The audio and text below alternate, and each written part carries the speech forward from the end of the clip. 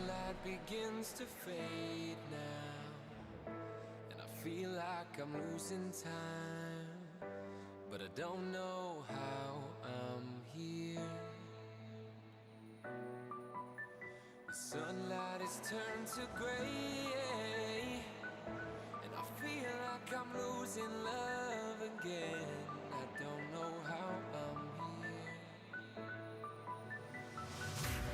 I could feel your heartbeat. I could feel somewhere you're looking now. I could feel your heartbeat. I could feel somewhere you're looking now. 'Cause it's you I'm loving, and it's you that I wanna breathe. And it's you I'm loving, and it's you that I wanna need. Good evening, ladies and gentlemen, and welcome to Simracersworld TV. Whether you be with us on YouTube and Facebook, I should say, or Facebook, my name is Chaz Draycott, and welcome to another brilliant round of this championship. The best circuit in the world, in my opinion anyway, only because I live locally. But with me tonight, we have a special guest indeed, and he's my favourite northerner, a proper northerner, a lot even further north than me. It's Paul Smith. How are we doing, Paul? Hello everybody, how are you doing? Yeah, I'm doing well, thank you for asking. But yeah, I'm looking forward to this one. As you, Oulton Park is my favourite track as well, so this is going to be cracking. It's touring cars around Oulton Park as well. It just seems right. Oh, definitely. Certainly is. And even though it is our favourite track, it doesn't take anything away from how challenging it is to get a lap together around here. Such a narrow circuit, so much oscillation. These guys are really going to have their work cut out tonight, aren't they? Yeah, it's one of those tracks where you've got to be inch perfect with everything, with your apexes, with your braking points, even getting on the power. Because of the undulations as well, you know, it can cause you to just be a little bit slow in certain parts of the track. So definitely you're going to be a real challenge. And former British touring car champion Joe Winkelhock, he once compared this as a mini Nürburgring. So it obviously struck a chord with him, and it's certainly a great one to look forward to. Certainly is. The guys are just going to get out into qualifying in a second then. The practice session, as you saw there, has just finished. Everybody's disappeared into the pit lane. And then in a moment, when things tick over, we're going to have an absolute flurry of activity on circuit. And it's going to be a very, very exciting venture indeed. But the 19th and 20th rounds of the championship here tonight then. And it's going to get more and more exciting as things close in this series. I mean, the racing so far has been unbelievably close throughout. Paul, I know that you've been watching quite a lot of it. What's it been like as a spectator so far? It's been really interesting to watch. It really has. I will say that I'm moving my team allegiance to one side for this broadcast, but normally I'm supporting one team in the Team Mad Boys. But for today, I assure you, I will be impartial. But definitely, it's been great, hasn't it? I mean, you look at how close the championship is, both in the Pro and Am as well. It's a great spread of drivers in the field. It's really giving us some close competition and some really close action, and long may it continue. Well, I've just had an issue. The server has kicked me out, so bear with me, everybody. This is the first time this has happened all season. Luckily, the stream seems okay, but unfortunately, Paul, I've lost connection. If you could be Simracersworld TV radio for a moment. Oh, well, if you're talking about radio commentary, then I'm fine with that. So the drivers just starting then. They're going to be starting their first flying lap then. And just looking at the practice times from earlier, Adam Delmont was the fastest driver in practice. The drivers have an hour and a quarter to just get used to the track, get used to conditions, see, work on their setups, tinker with them a little bit. So he was fastest by about a tenth and a half ahead of Miguel Freitas. Miguel doing a fantastic job considering that he's basically driving one-armed. Alex Torres not that far behind, along with Mark Woodhouse, Freitas' teammates. Andrew Hopley was in fifth place. So really close times, because first down to that's about 13th there on screen was covered by a second, so really close times. But the drivers are out there, as I say, doing their first flying laps, and Adam Delmont is just heading up Clay Hill right now, heading towards a corner that we both didn't know had a name that existed. Water Tower, the left-hander before Druids, through Druids the go, so we'll be able to see what you guys won't be able to see for the time being, but I can certainly see what's happening as they're heading down. Delmont is towing his teammate Adam McNally behind him out on track, but the draft isn't really going to have a huge effect. It might give you an extra tenth or so, but at this track, it's more about getting your apex speeds. Across the line they go then, and the first of the times are coming in. Adam Delmont with a 1:27.416. That's a second slower than his practice best, but of course with these cars the tyres take a couple of laps to come in, especially those rear tyres. The rear tyres don't warm up that quickly here in the Audi TCR car, but once those tyres get up to temperature, then those drivers will really be able to push those cars to the limit as they head on up through Hilltop once again on another lap. So at the moment it's Delmont provisionally on pole position, ahead of the Siege, with Adam McNally, Delmont's teammate, in third place. So the top three pretty close together, although Delmont a couple of tenths ahead of the rest of the field. So he's setting an early benchmark here, Chaz. Yeah, he certainly is doing a cracking job. We are back in the session now. Apologies for that, everybody. It's not often that my connection has its glitches, but when it does, it likes to do it at a very vital moment. But yeah, like you say, this circuit has got to bring out the best in these guys, and I think we're going to see that tonight. Delmont here just going into the final corner. Nice little drifting competition there with Miguel Freitas as Fraser Smith goes fastest for Full Send Racing. Now Fraser's been he's been only appearing in, I think he did the first round, then he missed two, and then he was on a bit of an alternating streak there of doing one, missing two. But since he's come back in that Full Send Racing livery, Paul, I'm not sure whether it's just because it's matte black and it helps the airflow better, but he's been flying as Mark Woodhouse goes top. Yeah, I mean, it's certainly a striking livery on that Full Send car, that's for sure. You won't miss that one on a dark day. But yeah, as he mentioned, he did miss a couple of the rounds earlier on, rounds 3 and 4 and rounds 9 and 10 in the season. But since then, been scoring some very, very good points. I actually competed against him in the Nürburgring event as well, the Green Hell event that was hosted by Simracersworld, and he was certainly fast around there, and was up there with the lead guys. So definitely got a lot of talent there for him. But yeah, third place at the moment in qualifying. He is very close on times, in fact. It's under 1/10. It's about half a tenth of a second between him and pole position at the moment. So once again, you're seeing close qualifying times in this series. Yeah, the whole field's been pretty compact. I mean, at the moment, we've got, well, looking at Matthias de Tige, who's actually done the fastest couple of sectors and goes top, not surprisingly. 1:26.9. He was setting purple sectors quite considerably through that final part of his lap. Mark Woodhouse has done a fastest sector 5. Delmont goes into second. Jacquelette's gone up to third. Vranks goes fourth. So Woodhouse, before he knows it, is down to fifth. Is he going to pop back up? He doesn't improve, no. He doesn't actually do a very good final sector, doesn't do his personal best, but we had 6 different drivers at one point then, Paul, setting purple sectors on their laps, which just shows you how close this is going to be, and there's so many places to make mistakes. Miguel Freitas down only in 12th at the moment, and the off-tracks are going to be harsh around here, aren't they? Yeah, so that is one of the key points of very good that you brought it up there. It's one of the key points of this track. It's so easy to pick up an off-track penalty, and if you are new to iRacing, then to let you know, the simulator, it designates you instant points for various infractions, and going over the track limits gives you what's known as a 1x. It's a one-time instant point, and that invalidates your qualifying lap time. So here in qualifying, you have to keep completely instant free and keep it nice and clean. Don't spin the car because you get instant points for that. Don't make contact with others as well because you get instant points for that.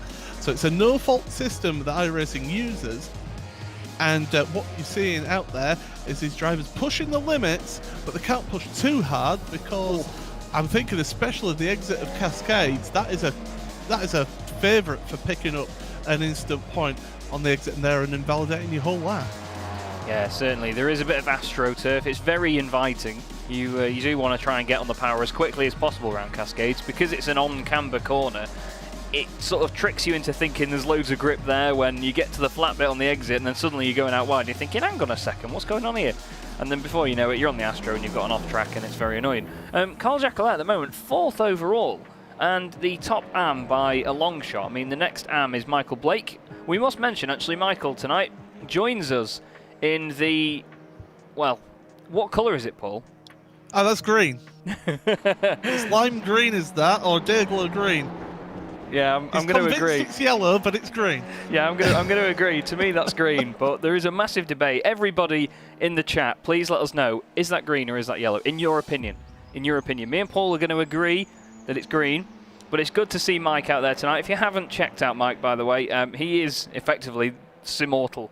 They sponsor this championship, do an incredible job, and the models that he makes of iRacing cars, he basically takes model kits, converts them into your iRacing cars with the full liveries on and everything, gets the decals sorted himself, does an amazing job. He's made cars for me. He's made cars for you as well, Paul, actually, hasn't he? Yeah, I've got 2 of my iRacing cars.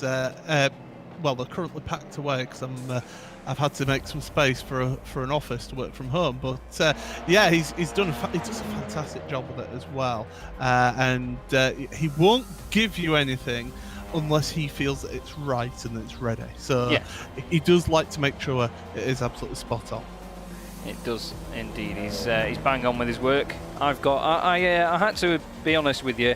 I had a very, very complex livery that I could have chosen for mine. If anybody knows of the thrust vector Ferrari that I used to drive, they would have known that to do that would have been an absolute pig for him. So I did say, don't worry, I won't do that to you. And I did just give him a Dayglow yellow Ferrari that we race at Daytona to do. And he was a lot more grateful for me giving that one for him to do. But yeah, he does a cracking job. Speaking of 2 guys that are doing a cracking job at the moment, Adam McNally has gone fastest and his teammate Adam Delmont is 2nd. So it's an Excite 1-2. We haven't seen a race win for either of these guys for quite a while. McNally was quite easily the championship favourite early on, winning both of the first 2 races at Brands Hatch, the first guy to do the double, and since then Miguel Freitas then went and won 7 races in a row. But McNally, yeah, straight out the blocks, but nothing since. Detige has been very exciting as well. He's 4th at the moment. No such success for him. But I'm really, really surprised by Carl Jacquelet, you know. 1st in the AM class at the moment, 7th overall. 14th place is the next one back. That's Stuart Musselwhite for Simracersworld Esports TCR in the unmistakable black and orange car. He's gone for green wheels on that, Paul. It's not usually a colour that you would associate with the black and orange livery, but it makes it stand out a bit, doesn't it? Well, it goes along with his rear wing end plate colour as well, so it's more of a personal identifier, I would say. Yes. For that, so that's what I do with my wheels, is I go for the metallic look on the wheels of my cars whenever I'm racing. But yeah, it's I personally wouldn't choose that colour to go with that livery, but yeah, he seems to be doing a solid job out there. But yeah, you're right about Jacquelet doing a fantastic job out there for an AM driver.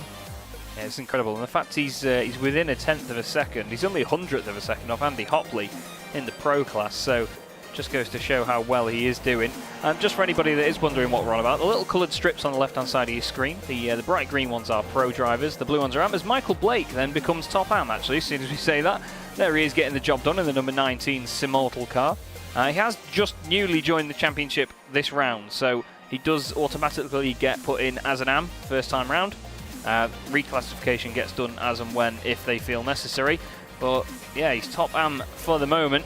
But yeah, the 2 colours we have, they have the bright green for the pro category and the blue for the AM. They do have coloured windscreen banners as well to match, but due to the spec maps of some of these cars, as you can see from Mike's, it does change the shade slightly.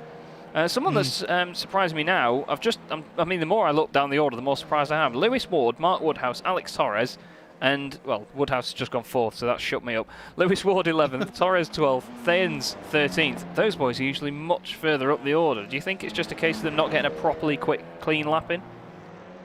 It could potentially be that. It could be that the track doesn't suit them, or that maybe their setup isn't quite working for this track. It is quite a challenge, as this track, as we've been mentioning earlier, and you've got to feel comfortable around here to be able to push the car, and maybe just not feeling quite as comfortable as they could be out there on track. Yeah, definitely. It's probably worth, actually, just taking everybody on a lap round. We'll go on board with Alex Torres now as he crosses the line. If you want to walk us around a lap pull of our combined favourite circuit. Yep, so through Old Hall Corner, it's usually fourth gear around here, get on the power nice and early. Easy to run wide on the exit curb there, through Denton's, keep it to the right hand side, on the brakes for Cascades.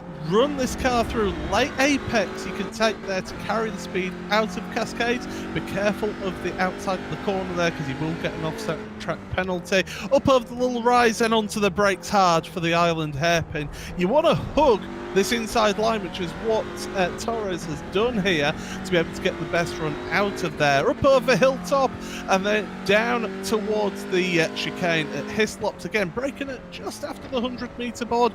Watch out for those tyres. They do not move. You found that out the hard way. Get it over to the left, through Knickerbrook, the right-hander. Again, using all the curb on the left-hand side. Now up through Clare Hill, underneath the bridge before you reach Water Tower. This left-hander, you want to keep the car on the left to open up Druid's Corner. This double apex right-hander, clip the first apex and the second. The car wants to push out wide on the exit there because it goes up over a rise as you head on down towards Lodge Corner. It's got a little bit of traffic ahead that might put him off. Third gear, up over the curb. Again, the track drops away as you go up through Deer Leap, and that is a rather fast and frenetic lap of Oulton Park, and 1:27.0. That moves him up to 10th place. Well, just getting into the top 10, not usually enough for Alex Torres. He actually put it on pole at Nürburgring just a week ago. He will have been hoping for more of the same, but it doesn't look like it's going his way tonight. But like we said, Paul, it's part of just how dangerous and sort of challenging this track is. It's going to be interesting to see how some of the guys further down the order, whether anybody does have a bit of an advantage from it. Connor Parisi, who's just pulled over there and I'm sure will disappear, yep, there he goes, is actually 17th at the moment, 13th in class. Now, he's been someone that's really challenging for the, well, he was always in the top spots in the first few rounds, but he's just fallen off a bit as the season's gone on. Again, do you reckon that is just because round here it's like having a wet race, it chucks things up in the air a bit? Potentially, it could. I mean, I've raced against him in official races that I race in, and he's a really good hard charger. He's a really good driver, fair driver as well. Whenever I've raced him, so it's always been a good hard race against him. But yeah, just something doesn't seem right. I mean, I will note he didn't set a lap time in practice, so maybe not being able to spend as much time getting used to the track and getting all the practice that needed for this. That's potentially one thing that could have ended up causing him having these issues here. Yeah, definitely. This is the sort of circuit you need a lot of practice on, because a lot of these apexes are actually quite blind because of how oscillating the surface is here, and it's not like it's rough. There's a weird sort of feeling around Oulton Park. The cars float around a lot because all of the bumps and lumps here are all very smooth and soft because they're all part of the scenery. They're not like part of the track surface falling apart or anything, or just being rough in general. It's a very smooth and flowing circuit. But even on the way into Cascades there, as we look at Scott Angelo, when you're on the brakes, you go over a crest into the braking zone while you're still turning right. Then there's another further lump as you turn in that drops you down even harder. And on the exit there's a bump as well. It's not sort of aggressive, but it can just knock you off course if you're really overly aggressive with how you attack it.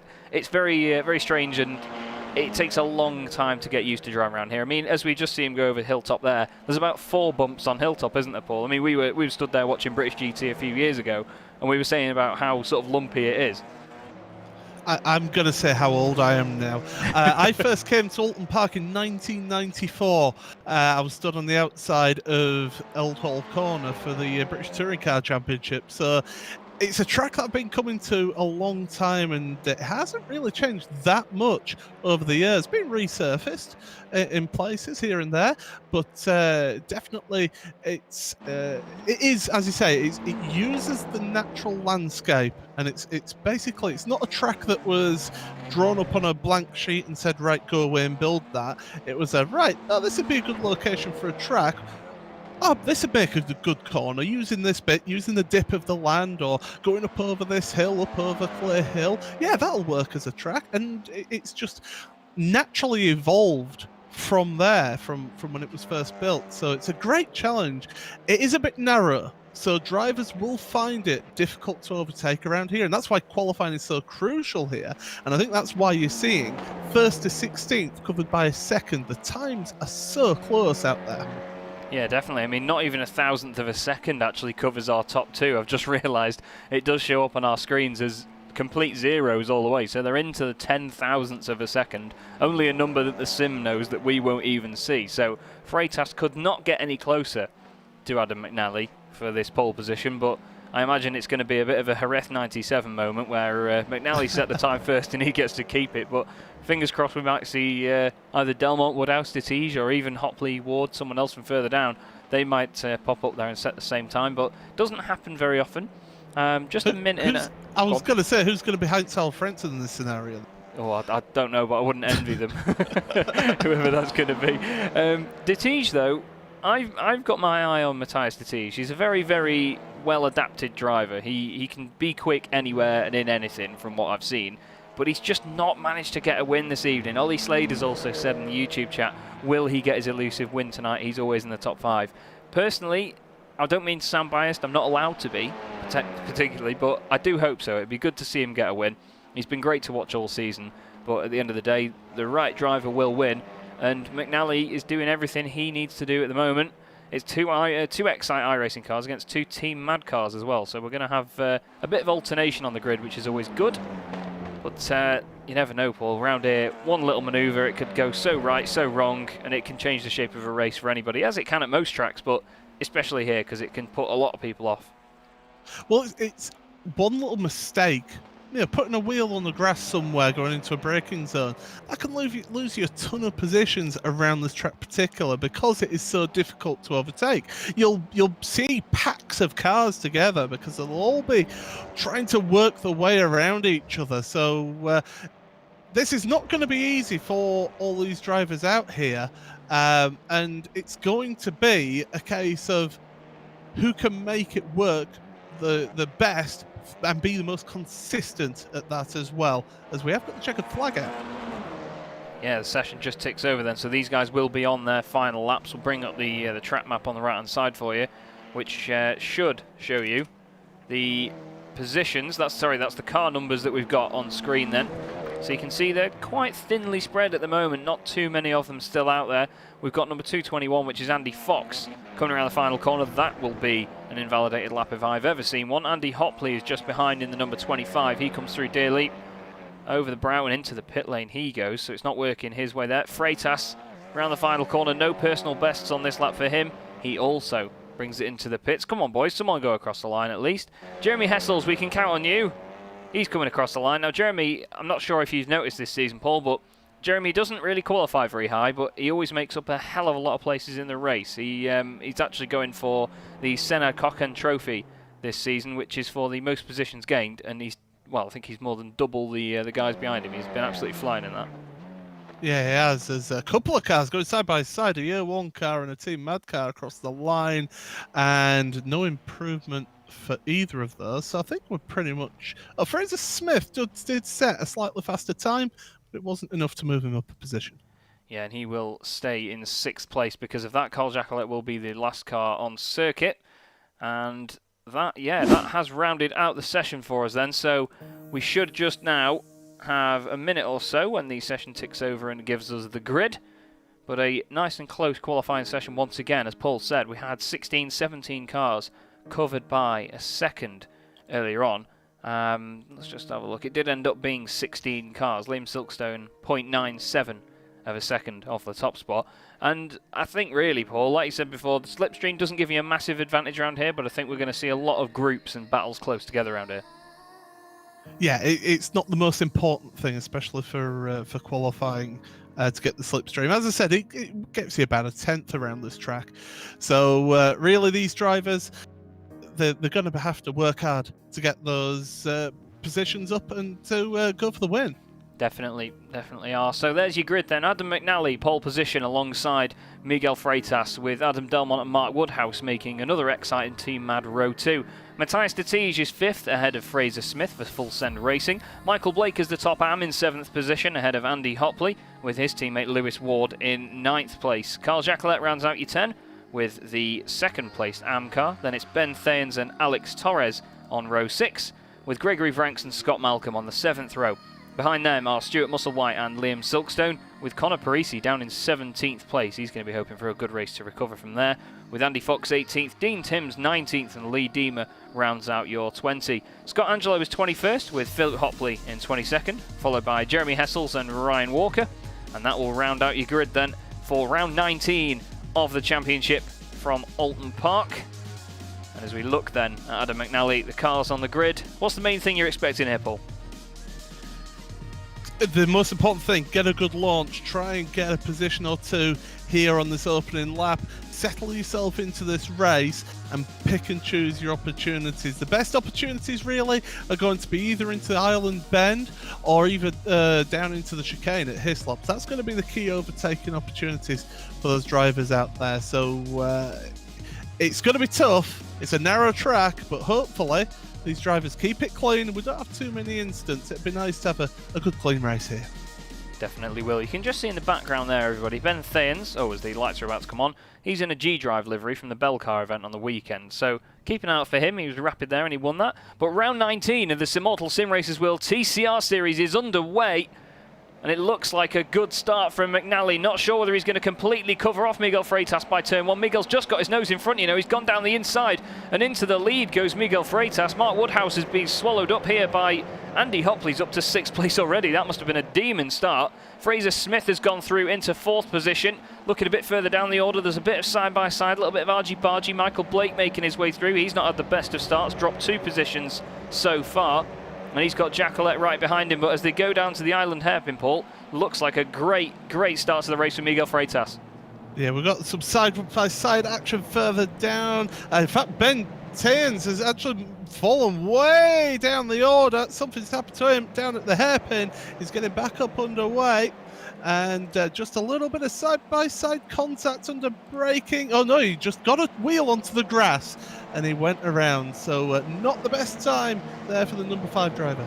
This just shows you how easy it is to do. Jacquelet has taken the lead in the AM class as well, actually. Michael Blake has now dropped down to 11th place. He's had a nightmare of a first lap so far.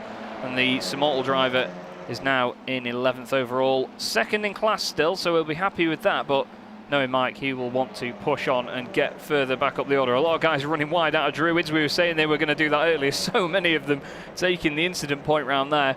This championship does have... Oh, actually, he's down the inside there. Gregory Franks introducing himself to Michael Blake with a move at Lodge, and well executed, but Mike's not going to be too happy with that first lap, is he, Paul? No, certainly not. Up ahead of them as well. Lewis Ward making the move, and he's going to move ahead of de Tige. So Lewis Ward, great move. That was set up through Lodge Corner, on the exit of Lodge Corner, and he's made the move in through Old Hall. So these drivers showing me up and making moves where I said that they wouldn't be making moves. Oh, trust me, these guys, they like to push the boundaries, and Hopley and Ward both up 2 places at the moment, and that's important because these guys have been so quick all season, and for them to qualify where they did in this one, I was very surprised because they're very fast around here. Oh, we've got a couple of cars further down. Andy Fox is in the barrier, and in the barrier hard. I'm not sure what happened there. Wow, I just cut to him and the car was flying in the air. Let's have a look. He's had an incident with Dean Timms, so he's on the grass going towards Island. Oh, he just comes over to the left, clips Dean Timms. They both fly into the wall really hard. And that is the end of the race for those guys, surely. That's in the pits now with no front wheels on it. But one guy that's counting on his front wheels staying on is Miguel Freitas, the one-armed hero that we have at the front of the field. McNally's not letting him get away, though. And it's quite good for McNally now, Paul, because he's got Delmont acting as a rear gunner here from Fraser Smith. But he's actually quite tied up with Mark Woodhouse as things stand.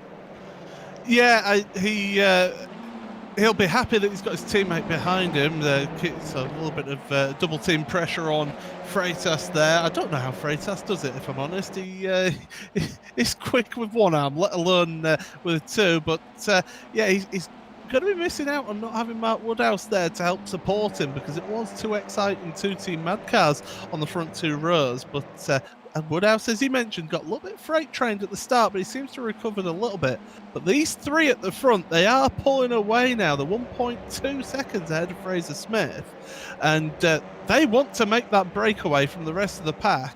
And one key thing about McNally that he can do here, whilst he's sitting behind, he can actually save his tyres as an instant with Fraser Smith down at the hairpin. It's a huge incident. Hopley's tried to reverse out of it as well and clipped Alex Torres. Woodhouse is coming back on. They're going to be three wide here. That's Dettige and Scott Malcolm as well. Connor Parisi wants in on it. I'll have a quick look back there and see what happened, Paul, but that was a nightmare for these guys. So Dettige was behind Lewis Ward. Then there was Hopley in front. Fraser Smith goes in deep. Oh, Woodhouse clips the back of Fraser Smith. And then Hopley hits Woodhouse, and then Ward hits Hopley, who then reverses out of the way and clips Alex Torres. Woodhouse went straight on to try and stay out of the trouble, but unfortunately lost out quite a lot from it now. He is down in 10th position with Matthias Dettige for company just in front. It's the Scott Malcolm train at the moment. He's become the new Jarno Trulli for this championship, but Scott is in 8th position, and he's got so many cars within a second of him. The 5 cars behind are all within a second as Woodhouse tries it on Parisi. I'll say now, Scott is a very hard person to overtake. He is a dogged defensive driver. He may not be the quickest driver out there, but when he gets into a position, he can keep it. And I know from before he was a teammate of mine to now, he's a truly difficult driver and frustrating driver to be stuck behind, as Woodhouse and Parisi now, side by side. Woodhouse trying to hang it around the outside of Cascades. We don't often see moves there, but fair play, sunshine. I call Mark Woodhouse Mr. Manfruits, and he's really proven it to me there. Round the outside of Cascades, that's completely amazing. Jeremy Hessel's flying down the inside there. Oh, God. I even twitched and nearly threw my mouse out the window then when I saw him coming in hot. Somehow doesn't hit anybody. Ben Thames as well had an instant behind them down at the hairpin as well. Getting caught out with one of the and he's done the same as what he did on lap 1. Caught a wheel on the grass, on the brakes, and he's ended up hitting the Excite car. Well, if he wanted a ticket for just some grandstand tickets or something down there, he should have just asked, but he's putting on a hell of a campaign for it. Further up, Dettige is putting a bit of a campaign on Connor Parisi here, going into Druids. The side-by-side, Parisi's hung out to dry on the outside. He's really trying to hold on to it. He's gained 17 places so far, so he's had a great start and managed to stay out of trouble. But Matthias Dettige is thinking, no, son, I was started further up this order than you did. McNally does the fastest lap of the race and takes the lead, actually, round the outside at Old Hall. Just seen that change on my timing screen, Paul, but, well, I thought that Freitas was pretty much invincible. Oh, there's contact! No! Oh, it didn't need to happen down the hill, boys. Oh, actually, Freitas has gone off with him as well. And that's surely both of them out of the race. There's a big hit, but Delmont now takes the lead and has a 5.3 second lead, Paul. That's huge for the championship as well. That is a massive thing. But, yeah, there wasn't quite the overlap complete. It wasn't quite clear, was McNally. And he puts the squeeze on Freitas, and before you know it, they're both heading off into the kitty litter. Freitas, I think, actually came off worse than that. He heavily impacted the barriers compared to McNally. So I think that's going to be both of them pretty much done and dusted for today now. Yeah, it's a real shame. Parisi and Michael Blake, they're doing a bit of... Oh, he's come back on in front of Jeremy Hessels, who's been hit as well. Oh, that was Liam Silkstone, I think, in there that's just caught him. No, sorry, it was Lee Deemer. Parisi lost it going into the chicane, and Michael Blake went with him. They did a bit of synchronised ice skating going in there, and Parisi then tried to come back onto the circuit. Jeremy Hessels has clouted into him, and a really unfortunate incident there. Further up the order, Lee Deemer has managed to get back past Stuart Musselwhite despite the damage, but a little bit of a scrappy couple of laps there, but Delmont's not going to care because he's out in front by 5.6 seconds now. Lewis Ward is up to second, though, from 9th on the grid, Paul. What a drive he's having. A fantastic drive, and it shows you've got to keep out of trouble to be able to do well in races, and that's what's happening here. As you mentioned, Gregory Vranks up 9 positions as well out of this. Alex Torres up 7, Scott Malcolm up 7, Musselwhite and Liam Silkstone are switching positions as well as I speak. So there's some big movers in this field here today, and unfortunately, I think it's all due to a little bit of incidents in these last couple of laps. As I said, a bit scrappy. Yeah, definitely, and it was Silkstone that got the damage before. I thought I was getting my names mixed up. Lee Deemer does have a similar highlight on his car, but yeah, Silkstone was the one that piled into them. The guys in the chat thinking it was netcode between McNally and Freitas. We did look at it back on slow-mo, and there was a good couple of inches between the pair of them. It wasn't quite a NASCAR sort of bump draft where they push the air underneath one another, but yeah, they definitely didn't touch on the way down. Scott Angelo trying to push his way past Silkstone now, and I tell you what, he may have stone in his name, but he's going to be sinking like one now. Never mind Silkstone, it's Sinkstone at the moment. He's going completely backwards down the order with the damage, but it's through no fault of his own. He was just on his racing line, driving away, and then suddenly there's a car across the front of him, and in he goes. Gregory Vranks is up into 4th place. He's gained 9 positions so far. Himself and Lee Deemer are the biggest movers in the field. Lee, of course, trying to chase down Carl Jacquelet, who is still in 9th place with a very clean car, considering he's been in the mid-pack, as Dettige does the fastest lap of the race. But Carl Jacquelet could wrap up the AM title here tonight, Paul, so he just needs to stay out of trouble, and he's done that so far. And that's half the battle. With a championship like this, you can't get involved in silly incidents and end up having a bit of a contest, or what type of contest, but a contest between a few of the drivers. You can't afford to get involved in that. You've got to think the long game. Yes, other drivers may get race wins, but they may also end up out of the race as well. Keep it clean, keep it tidy. You get good points, and before you know it, you're way up there. That's how you win. That is how you win a championship right there. And to be fair, speaking of championship, even in the pro class it's quite pivotal, because going into this evening, can you tell I'm loading them up now? Miguel Freitas was actually still leading the championship, but Lewis Ward was in 2nd, and there's only about 60 points. There's actually not even that. 54 points between the two of them. And if you keep it very clean in a race win in either race, you can get 69 points for that. So that may have blown this championship right open. We do have 23 races this season. We've got one more 2-race meeting after this, as Delmont does the fastest lap of the race, just proving he's not slowing down for anybody. And then we have a long race at the Nürburgring VLN circuit to round out the championship. So this could really open it up now, supposing that Lewis Ward has a good race too, and Miguel Freitas has a similar one. But yeah, Miguel out of the race as things stand then. Yeah, definitely out of the race. Just try to click on him. Definitely not there. Closest 2 cars on track though at the moment though, Paul, are Gregory Vranks and Alex Torres, who is right on his tail. Torres is a tricky customer to get past. I found that out at Nürburgring.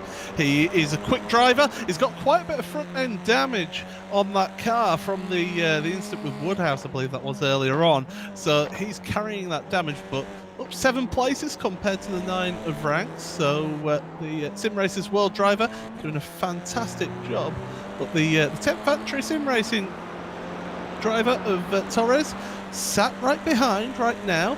There's close action all the way through this field. In fact, Fraser Smith is getting a little bit close to Lewis Ward as well. But keep with this Ranks and Torres battle, because it's certainly good, as Andrew Hopley's actually lost a position to Ben Thiens. Yeah, I'll just have a quick look down at that one, see what the situation is there. Ben, we know, is very fast. He races for Rev Match Esports UGX Belgium, but he was racing for G-Drive Racing Exemia on the weekend in the Bell Car event, which they won the TCR class, actually finishing ahead of some of the GT4 cars. Woodhouse has cleared Scott Malcolm, and Matthias Dettige has just done the same into turn 1. Runs a little bit wide on exit, but Scott probably doing what we were mentioning before, Paul, and just playing it safe for some championship points here. In the chat, we've also had Jack Werrell, my also fellow brilliant commentator, who I shared the Porsche event and the Bell Car event with over the weekend, said this is one of the best looking tracks on iRacing, 100%. Chris Coughlin's response was, well, it was until these plays tore it up. Yeah, which is these true. guys are certainly tearing. There's a few clean cars out there. There's 1 or 2 that's clean. I'm thinking Adam Delmont. Yeah. He's one. Jackalette, maybe? Jackalette, I think. Michael Blake's car, don't really know. It doesn't look like he's got any damage. He had a spin. He's here chasing Hopley at the moment. That's Philip Hopley, not Andrew. Andrew is just ahead of these guys. But Mike's going to try and gain some places here. As McNally has just gone wide on the exit of Knickerbrook, and Jackalette might want a piece of this. Doesn't look like he's closing enough, but we've had the challenge set to us, like you say, Paul. Ian Fox asking if we can find cars without damage. There's not many, but we love it, though. It's touring car racing, isn't it? Yeah, but you do want to see good, clean races. McNally running wide again. That's going to open up the opportunity to Jackalette, but backing out of that one down at Lodge Corner. I'm surprised by that. I would have maybe stuck my nose in myself, but there you go. McNally certainly won't be thinking that the damage to his car is mint, but he'll certainly be giving it a good go, that's for sure. But 9th place for him at the moment. The driver who's in 3rd place in the championship, of course, Adam McNally. He's trying to gain some points back, but it's a tall order to try and catch up to Miguel Freitas at the top of the pro standings.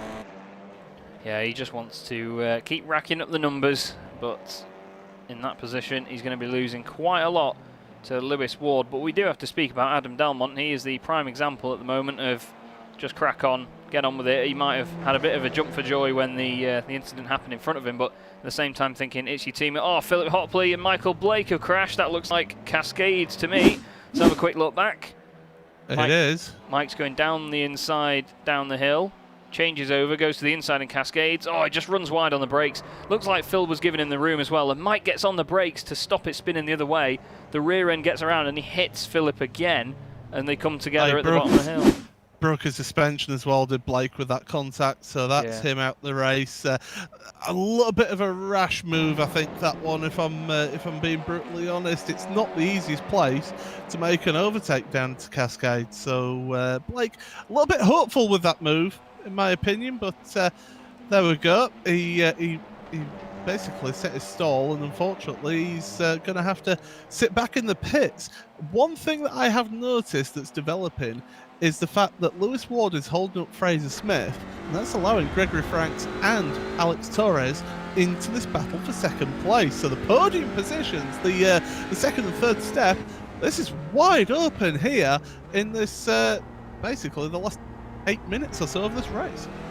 Yeah, we've got quite a lot going on, and I reckon these boys are going to have it out as the race gets further and further towards its conclusion. But you know, 8 minutes is a while around here. These laps are only a minute and a half on this island circuit, so they're going to get a good few chances, plenty of corners. And Miguel Freitas saying that bye-bye championship, basically. He thinks he's lost the lead. I'm not sure. I don't know. It depends on how Lewis Ward does. It may be very close, but we'll have to see. It is a real shame, though, for Miguel that it happened like that. But, you know, it's also affected McNally, who was fighting for the championship as well. Ward just needs to keep it together here, and hopefully, I mean, you never know, Paul, we may see an incident here with Fraser Smith as well if either one of them tries too hard. It's easy for them to just step a foot wrong round here, like we've said. Whether the commentator's curse will come in with that or not, we'll have to see, won't we? Well, I mean, the thing is, Lewis Ward has got damage on the front of that car, so that will be hindering his top speed. It won't be feeling it as much as, say, if he was at Monza or Circuit America, somewhere like that, where you've got these long straights. But round here, it will be affecting it slightly. I don't think the handling will be completely perfect, and that's allowing Fraser Smith to be able to put the pressure on and keep the pressure on as well. And as time runs out, there's less and less opportunities, and looking left, looking right is Fraser Smith into the braking zone, up over Hilltop. This is the one move that I have always done here at Oulton Park, is I've gone for the late apex out of Island Bend, the island hairpin, should I say, and gone for the cutback up over Hilltop, and then you get on the brakes late into the Hislop chicane, and it's a great move to pull off, but you have to set it up and you have to compromise that car in front with their line. So it takes a bit of work, but if you can do it, it pays off dividends. Yeah, it's one of those moves that if the person in front of you is wise to it, then you're really going to have to try again. But if they're not wise to it, you can catch them out first time before they've even got a chance to think about it. And it can be very, very rewarding. It is one of those tracks, though. If you do line up and move around here and get it completed cleanly, you really do feel good about it, and it motivates you to just keep pushing and keep going. And that's what these guys need. And to be fair, excuse me, Gregory Franks needs that right now because, I mean, he's done this all season. I was even saying this in the Bell Car event on Sunday. Gregory Franks just sits top 4, top 5, and he's just always there or thereabouts. And he's just scoring points, getting good results and keeping the car clean. And he's doing it again now. He did it in the Bell Car, he did it now. He's done it pretty much every week in this championship so far. And he's got a front row seat here for Fraser Smith, who's putting a great attack on Lewis Ward. It may not be the most flamboyant at the moment, but he's getting into his head, and these mind games are what motorsport is all about, isn't it, Paul? Yeah, you definitely... this is a very much a thinking driver's track when it comes to making moves. I mean, yeah, there are opportunities of if you see an opportunity, just dive for it and make the move. But you've got to think the long game around here because one corner so often leads into another. And if you go for a move and you make it past, you 9 times out of 10 compromised on the exit that corner. And it gives an opportunity to the other driver. But Lewis Ward, good run through the chicane at Hislops and Knickerbrook, just allowed him a little bit of a breathing space ahead of Fraser Smith. And that's given the opportunity just to relax that little bit, make sure he just hits his marks down into Lodge corner. Smith showing his nose into Lodge, getting in the mirrors, trying to get in his head again. And this is great action. This is real sort of mental battle here, and it's one that I'm looking forward to right to the end. Definitely is, and most people would always say, oh, racing was boring, there was no overtaking. It's not always about the overtaking, it's part of the chase that you have between these two drivers, pushing as hard as they can to get the fastest lap after fastest lap. Delmont's going to be loving it. He's now 6.1 seconds ahead of Lewis Ward. But Fraser Smith, I mean, he'd probably be happy with just a podium at this point, I should say, but he's got Franks behind him, so he can't lay off at all. And at the end of the day, second place is right in front of you there, and you're knocking on the door. You've just got to keep pushing. We've had a comment as well in the chat saying that he's completely skyrocketed since he joined Full Send, and I agree. He's been absolutely amazing. Of course, he used to race for Brit Tech. Nothing on those guys, of course, but he's just, since that livery appeared on that car, he's done a hell of a lot better, and it's been great to watch. We've been asked as well where Andy Fox is. Apparently he's in the medical centre with whiplash after that incident before, and I'm not surprised. I'm not surprised, yeah. I mean, whiplash is probably the least of his concerns after that. It's a good thing it's sim racing. He probably knocked his desk over, he hit the wall that hard, but yeah, hopefully we'll see him out in race 2. They'd have to completely rebuild the chassis. Someone put sticker plaster on it, it's fine, so yeah, go on then. And Stephen DeWolf says, Greg is the very definition of a solid driver, rarely does not bring it home. And it sounds like he's good at going out on the pull as well, if you ask me. Oh, Carl Jacquelet. Yeah, he's off at Druids. Big damage to the front left, so that's another one scratched off the spotter's guide of cars without damage. We'll have a look at what happened to him. He's done it on his own. Yeah. He's done it on his own. He's just hit the grass. He's trying to make his way around one other car. That was Adam McNally that was trying to make his way around. McNally, I think, is really suffering with that car. And, yeah, just got a wheel on the grass. And before you know it, you're in the wall, pointing the wrong way, falling down the order, down to, what's that, 15th place now for Jacquelet. So this circuit, it bites, and it bites hard. It certainly does. And, of course, out of all people, Lee Deemer now, who's gained the most places in this race, 10 positions gained so far, is now leading the AM class as well, and Lee is his closest competitor in the AM Championship. Between the two of them, there is still nearly, well, there's 80, I think it's, no, 60 points, 62 points between the pair of them. But, yeah, Lee now is going to close that gap considerably if he keeps it in front. He's got Ben Thanes behind him now in the G-Drive livery on my screen, but he's in the Rev Match Get your words out, Chaz. It doesn't roll off the tongue easily, this name, anyway. It's Rev Match Esports UGX Belgium, so it's not quite a quick one to say. One that is, though, is XI Racing, and Adam Delmont is flying at the moment. He's going to be surely taking his first win of the season, but there's a commentator's curse if you've ever seen one. Not that I'm trying to do that, but he's been flawless so far, hasn't he, since he broke away, Paul? No mistakes. The gap's just gradually getting bigger, and I think it's thanks to this guy here, Fraser Smith, putting the pressure on Lewis Ward. Yeah, these two fighting away has definitely allowed Adam to pull away. But don't forget, they were already pulling away from battle for 4th and 5th. That opening pack was pulling away. So it's not all about this battle here. Adam Delmont is being quick all day. Okay, qualified third. His teammate qualified on pole position, but these two really have been pushing hard and trying to get one over each other. But yeah, definitely an opportunity for Delmont to get some big points, get a win in this one, as well as the fastest lap. I did notice somebody asked about how many drivers are out.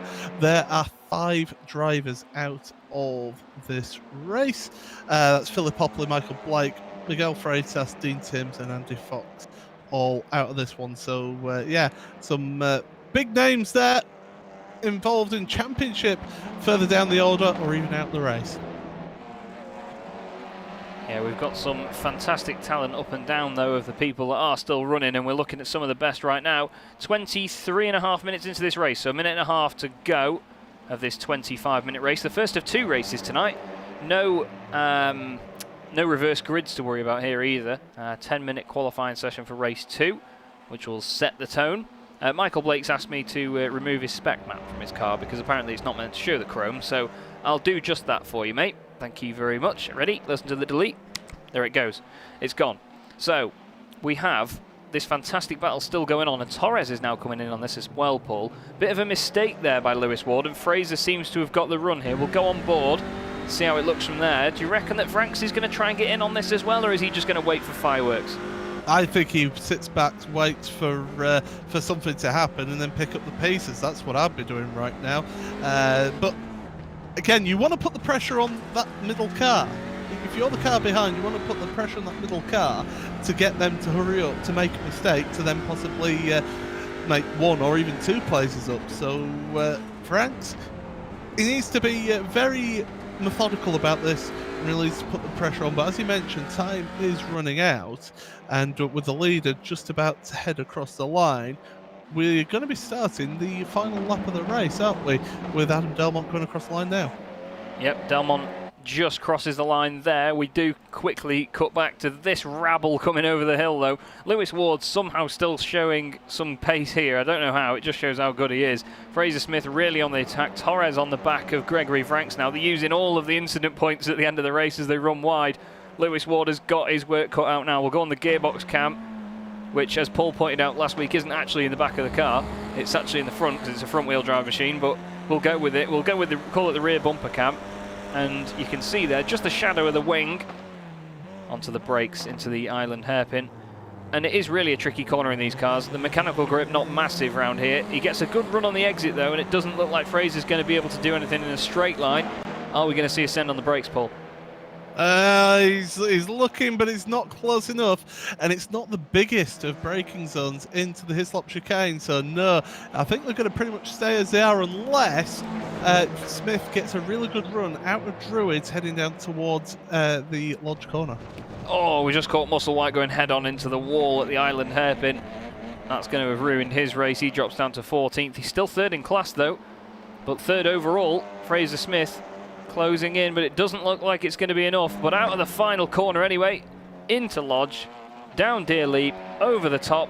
Clap emojis in chat as always, please, for Adam Delmont of Excite iRacing. Takes the race win in round 19 of the Simortal Simracersworld TCR series.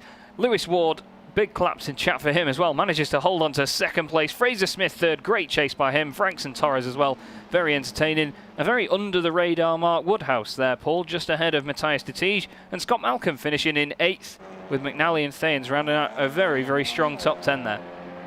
We've got overtakes being... oh no, that's everyone finishing off then. But yeah, it was certainly a really, really good action-packed first race. Okay, we had those couple of laps where it got a little bit silly, but overall, I would say it was a really good first race, and it just showed how difficult it is to make those moves through the field. So great driving and great opportunism from some drivers out there to be able to pick up the pieces when others had errors. But Adam Delmont, what can you say about that drive in that first race? Was in 3rd place, the incident happened in front of him, and then he just had to keep his head down, keep focused, and away he went. And Lee Deemer, of course, his teammate winning the AM class as well, so 2 class wins for Excite iRacing. Excite iRacing orange for Lee Deemer, and he helps his very, very tough championship campaign in the AM class. Scott Angelo finished second, and Stuart Musselwhite got a podium for the Simracersworld Esports TCR team. We'll have a quick look at the results now then. So just to confirm it, there you are. Adam Delmont, 6.5 second lead at the end of that, with Fraser Smith and Lewis Ward, the other way around of course, behind him. Gregory Franks in 4th, with Alex Torres 5th, ahead of Mark Woodhouse, Matthias Tatige and Scott Malcolm. Adam McNally was then in 9th place with the damaged car. Ben Thayens rounds out your top 10. Then it's Lee Deemer, the AM class winner, ahead of Andrew Hopley, Scott Angelo and Stuart Musselwhite, with Carl Jacquelet eventually coming home 4th in class and 15th after that mistake. He will not be happy with that. Connor Parisi doesn't really recover too much, only gains 1 place in the end to 16th overall. Behind him was Ryan Walker and Liam Silkstone, with Jeremy Hessels 2 laps down, Philip Hopley 7 laps down. Michael Blake, with his new spec map for the second race, will be 8 laps down. Then it's Miguel Freitas, unfortunately, Dean Timms and Andy Fox in that massive incident earlier on, which, fingers crossed, they're both okay and out for race 2. But a great way to start our night so far, Paul. The second one should be an absolute corker, shouldn't it? It should, and of course, with a 10-minute qualifying, there's less opportunities to get your laps in, so you've got to make each lap count. So the pressure's going to be on. It'd be interesting to see whether some of those drivers who maybe didn't qualify so well in the first race, given that pressure situation, might move further up in the field. But I'm looking forward to it. That first race has whetted my appetite. I can't wait. Well, it should be good fun. If you join Paul and I then in just a couple of minutes, we'll whack some adverts on, get into the next session, and we'll see you in a few minutes for the second qualifying session of the night. Don't go away, we'll be back very soon.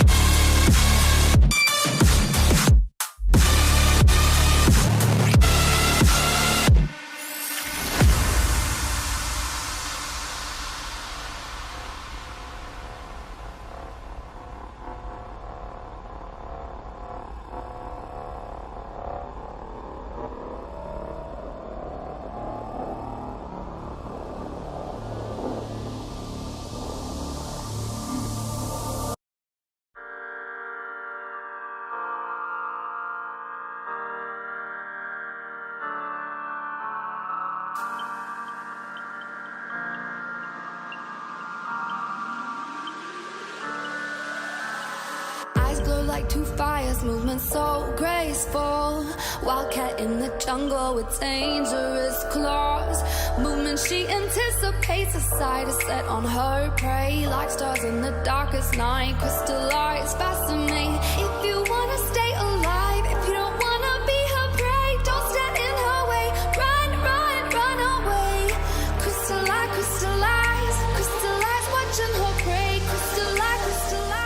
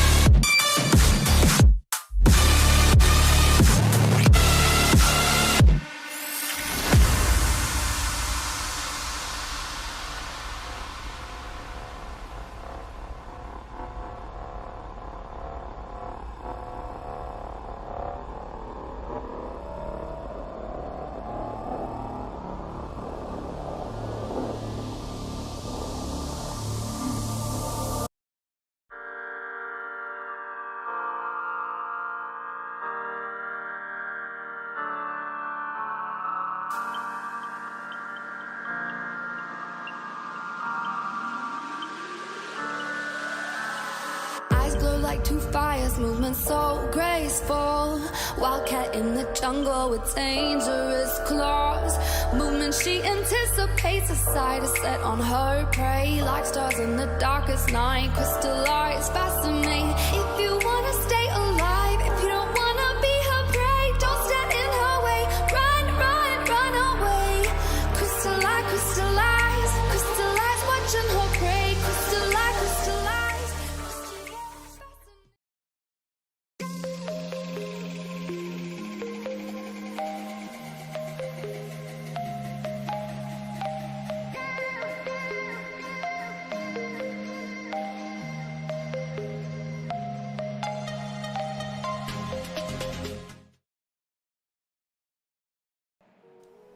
Welcome back to Simracersworld TV, and welcome back to the beautiful, scenic Oulton Park in Cheshire. I'm Chaz Draycott, and joining me tonight again is Paul Smith for the second race of the evening in the Immortal Simracersworld TCR series. We had a great start to the night, Paul, and hopefully this second race is going to be just as good. Yeah, we had a great start, and then we just had a little bit of shenanigans happening just for a lap or two, but then it calmed down again. So hopefully these drivers can behave themselves this second race and can give us some great action out there. It'd be lovely to see that here tonight. And well, that last race will have had huge championship implications for Lewis Ward, who will be right up there, if not in the lead, coming into this race. I'm just going to have a look as well and just see if Andy has updated it in the meantime as well. He usually doesn't appear so. No, it's not, has it? He sometimes does, but other times I know how busy it can be between races. So yeah, we've not had an update yet, but that just adds more to the suspense. We're looking at race 1 winner Adam Delmont, who did a beautiful, beautiful job first time round, just avoided all the chaos and got it up there to take the win. Lewis Ward as well finished second overall in that one, and what a great race he had, putting a hell of a defensive drive on from Fraser Smith, who pushed through. But Miguel Freitas now, the pressure's got to be on a little bit, Paul. I mean, he did put in the YouTube chat as well, bye-bye championship, so that does signify that he is definitely feeling the effects of some pressure from the guys behind. It is worth noting that a commentator's favourite thing, drop scores, do affect this championship as well. And Miguel, by the virtue of the fact that he missed 2 rounds, not 2 rounds, but 2 weeks of this championship, his drop score is 0. So what he has points-wise is what he has. So that puts you in a little bit of a pressure situation to start with, to not get any DNFs when you're fighting for a championship list. But now, by the virtue of that race 1 DNF, it really has ramped up the pressure, and he needs a really, really good result from this race here today. Yeah, certainly. He's really got to put his finger on it now. Mark Woodhouse goes top 127.5, 6/10 clear of Fraser Smith at the moment. As Jacqueline, Fox, Timms, Delmont, they all come on the board as well. Oh, it looks like Freitas is really pushing out there at the moment. We've got purple sectors coming in from Andy Hopley, and he goes up to second place. We had a purple sector from Ben Thanes, who has not finished a lap yet. Actually, he's just started a lap, so I think that might have either been his out lap, or he didn't have a valid one that time round. We've it was invalidated, that's what it was. So, and he's getting caught up in traffic as well. And this is the thing around here. Traffic's going to be a huge thing in qualifying with so little time. Yeah, especially in, it's not even a multi-class field either. It's just the fact that there's such a spread of talent across these guys that you can very easily get caught out, like you say. Fraser Smith is third at the moment, with Gregory Vranks just behind him. Again, Gregory just there. He's just always there. Not quite in the front of a shot. He's just always lurking in the background, ready to make up places and gain some championship points. Liam Silkstone actually did a purple sector 6 on his first lap out of everybody. So he's really, really on the pace, it seems, here. May not have been finishing that high up overall this season, but he's had some good positions in his class, some good finishes in his class, I should say. I go a bit Dutch there. He's 12th overall. Oh, Ryan Walker's gone off the circuit of Druids. Ryan's had not just a bumpy ride at this corner, but a bumpy ride this championship. He's been involved in a lot of incidents. Not always his own fault either, you know, he's just always there or thereabouts with the guys that are getting into trouble. So hopefully he's having a bit more of a clean meeting now. He's just trying to stay out of the way while some of these guys come through on a qualifying lap. That was Scott Angelo going past. Matthias Dettige has gone top with a 127.3, who has displaced Fraser Smith and Adam McNally and Michael Blake. And Delmont's up there too, so it's very close between all these guys. If you look at the left-hand side of your screen, everyone, you will see the gaps. So we've got a second, just over a second, covering the top 12 at the moment, Paul. So close once again, and obviously less time for them to get a lap on the board now. Yeah, we're under halfway through qualifying now already. 4.5 minutes remain. So these drivers, they've got to get these laps in. And when you consider it's just under a minute and a half a lap, it doesn't leave you a lot of time to be able to get a lap time set. So definitely the pressure is on all of these drivers to get their laps in and to make them count. As down into Lodge Corner, I can see that Miguel Freitas has gone off again. He's yet to set a lap time. So the championship leader coming into this round having all sorts of issues this week. Yeah, it's not smooth sailing for him, is it? I mean, he has had issues, of course, with his tendinitis. We're just going to have a look back at his off-track. Oh, he clips the grass on the brakes on the way in. The car weaves around all over the place and then pivots sideways. Luckily, he doesn't go in a wall. But like you say, that's not only ruined that lap, but also ruined his run onto the next one. As Delmont goes fastest, 126.8. Dettige 126.9. We've had a car go off the circuit there. That's Andy Fox, gone straight on in the multicoloured chrome machine at Cascades. There is Michael Blake's livery in all of its glory in the neon green, and he's 6th at the moment, Paul. Top AM driver once again. Hopefully he has a bit of a better start this time. Yeah, absolutely. Currently qualified quicker than some of the others. Matt Woodhouse, Lewis Ward, Andy Fox, as he mentioned. Conor Parisi in 10th place as well. But time is running out here. We're under 3 minutes. And so the question is Delmont going to be able to hang on to that, or is Dettige going to be able to improve? Dettige is stuck up a little bit behind Michael Blake on this lap. It could actually be affecting his lap time this time around. Yeah, definitely. And he's not going to be happy about it. I mean, he's showing his dismay at the fact he's trying to put a move on Mike into Druids, and we know that that's not really etiquette in qualifying, but at the end of the day, he's free to do what he wants. Mike still flying. Woodhouse goes second. Fraser Smith goes fastest. Great stuff from the full send racing driver. And he certainly has gone full send on that qualifying lap. He's nearly 2/10 clear at the top there, Paul. Fantastic lap from him, and that now means that the top 10 is covered by second as McNally pops into 4th place. Dettige, of course, doesn't improve. And Michael Blake has, well, actually, Dettige has hung back a bit now. Blake goes on to another lap. But Matthias is really going to be pushing now to try and get back into maybe the front row, maybe even pole position. I mean, that's what everybody wants, but he's 5th at the moment, not long to go. And just like they've been doing all season, him and his teammate Gregory Franks are together on the grid. They'll probably end up together on track again. Honestly, flying formation is definitely the word for these boys.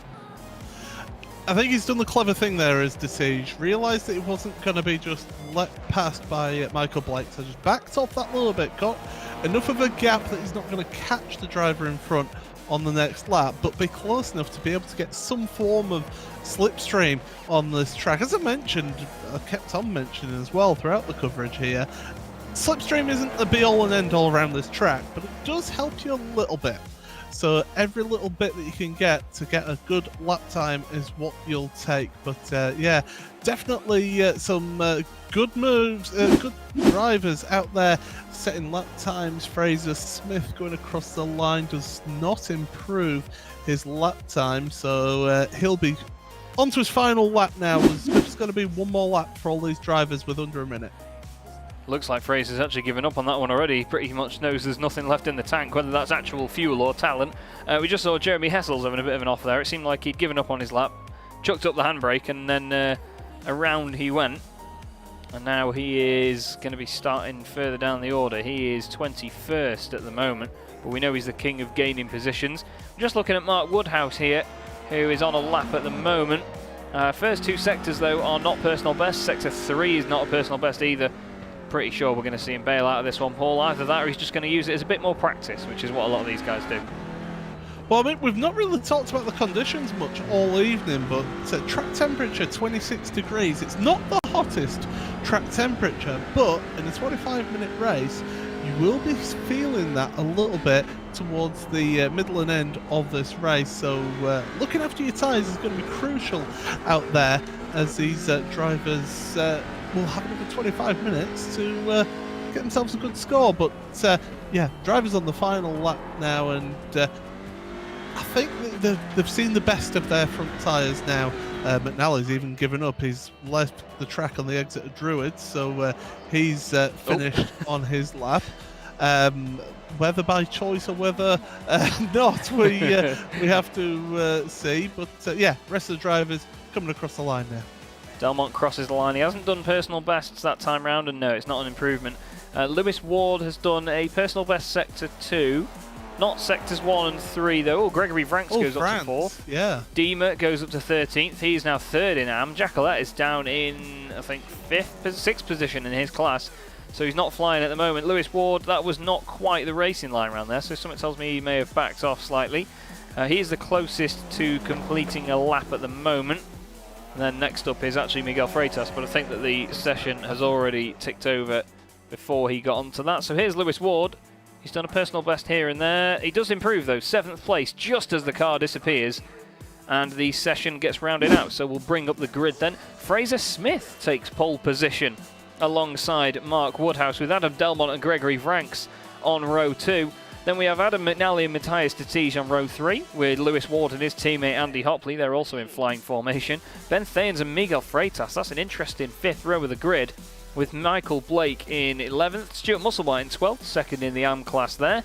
Behind him is Lee Deemer and Andy Fox, then it's Connor Parisi and Dean Timms. Carl Jacqueline down in 17th place, 6th in class, with Liam Silkstone in 18th. Then we have Scott Angelo and Scott Malcolm rounding out the top 20, followed by Jeremy Hessels and Philip Hopley.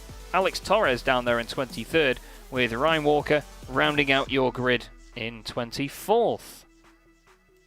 So more action about to hit the road for us here, Paul, and like we said, Freitas quite a bit further down the order than we were expecting. Do you reckon he's going to make up places, or is he just going to play it safe here and just try and stick on the back of anyone around him? I mean, he's got Lewis Ward only a couple of places in front, and then McNally 2 places ahead of that, so they're not out there winning the race. It's a bit of damage limitation. How do you reckon he's going to get on? It's going to be tough, especially with one arm, and no matter how much you train or get ready, you are going to be feeling fatigued by the end of the second race if you're just doing that one-armed. Certainly will be. And the time has come then. The music goes off, the lights come on, and round 20 of the Simortal Simracersworld TCR series from Oulton Park is underway, and it looked like a bit of a sluggish start from Fraser Smith in terms of the reaction, but Mark Woodhouse has had a worse one. Delmont up to 2nd, Woodhouse in the middle there now. He's gone down to 3rd place, looking a bit further down. How is Freitas getting on? He's still in the, well, he's in the middle of the road at the moment. He's gained a position. Lewis Ward has dropped 4 spots. He's had a nightmare start, but that's important for Freitas, because that is in the championship battle. Lewis Ward is now battling with Michael Blake as well, so he's not really lost anything. Carl Jacqueline, Andy Fox has dropped a few places. He must have had a nightmare of a run out of Cascades. They're 3 wide in there. Back to the front though, Smith leading them. Oh, Ben Thayens, he's really not a fan of that hairpin. And Freitas has gone down the inside there, Paul. Really opportunistic, but he's going to be side by side into the chicane at the bottom of the hill. Yeah, this is the opportunity he needs to take early. But the thing that Ben Thayens has got working in his favour is his teammate, although goes on, touches the grass. Oh, there's more action behind them as well. And before you know it, 2 drivers around, chaos ensues down at Hislops. Yeah, Ben Thayens clipping the grass like he did in race 1. And that was also Connor Parisi going in there as well. Oh, we've got another car off the track. Is Andy Fox going up Clay Hill. There's cones everywhere. That poor cone just got absolutely battered into the outside of the bridge. Delmont still chasing down Fraser Smith for the race lead though, but you know, he's done everything that he needs to do at the moment as Fraser, and he could be potentially starting a race where he may grab his first win, because Woodhouse and McNally are not going to let Delmont get away, even though 2 of them are teammates. It's these guys like a good battle, and it's going to be great to watch. Freitas is now under pressure from Ward in the background as well as they go into turn 1. Yeah, You could try and get the cut back there by taking the wide line in. Freitas using all of the track limits and a bit more. I think certain Jonathan Palmer will be having a word with him by using that much of the grass creek there. Round the outside of Cascades doesn't normally work, but if you can hang it out around there, you've then got the inside for Island Hairpin, but not for the time being. Lewis Ward is just having to stay behind here, just stay in line and try and hold on to that place. Well, Freitas went a little bit deep into there, but Ward not able to take advantage. More battling further down as well. Liam Silkston having issues down at the hairpin. Yeah, it looks like he's just dropped a couple of places there. We'll have a little look at what happened. Oh, Ben Thanes has apparently had another off. I hope it's not at the hairpin this time, Ben. We'll have a look. Silkstone, oh, he was side by side with Hessels. He turned in, and, well, he, as you can imagine, got a braille pass from Jeremy Hessels and lost 2 places there to Parisi and Scott Malcolm. We'll have a quick look and see what happened to Ben Thanes, because Ben, he's not enjoying Oulton Park. I don't think he likes how narrow it is. Oh, and here we go. No prizes for guessing what's coming up next. Sorry, Ben, but he's coming into the hairpin. Over to the left, yep. Dips a wheel on the grass pole, and he's done it again. That's 3 times that we've seen that he's done that, so definitely not his favourite place at all, but he's getting a little bit close and a little bit tight up at the front of the field. Adam Delmont got a bit of a wiggle on going into Old Hall. That's going to allow Smith to pull away, and here comes Woodhouse. Not the ideal place though to try and go past. Yeah, it's he's just putting the pressure on, isn't he, early on. He wants to get as far up the order as he can and chase after Fraser Smith. We've got cries out for why did that cone get taken out. The cone did nothing wrong. Diogo Melrose says that the cone is going for fastest lap, and it certainly was at the time. It was absolutely launched, but this is a great train at the front. This is very much like the BTCC at the front of this field. They're just nose to tail around Island and over the top of the hill. And this is the touring car racing we want to see. You've got McNally now putting pressure on Mark Woodhouse. Behind him is Gregory Franks, then Andy Hopley and Matthias de Tige. There's 2.4 seconds covering the top 8 cars, Paul. This is amazing stuff. This is what we wanted to see in that first race. We got a glimpse of it in that first race. We're getting it now, and this is fantastic. This is the close action you expect from this series, and once again, the pressure being put on from in front and behind. It's great to watch. McNally got a better run through Druids down in towards Lodge on Woodhouse. He's looking.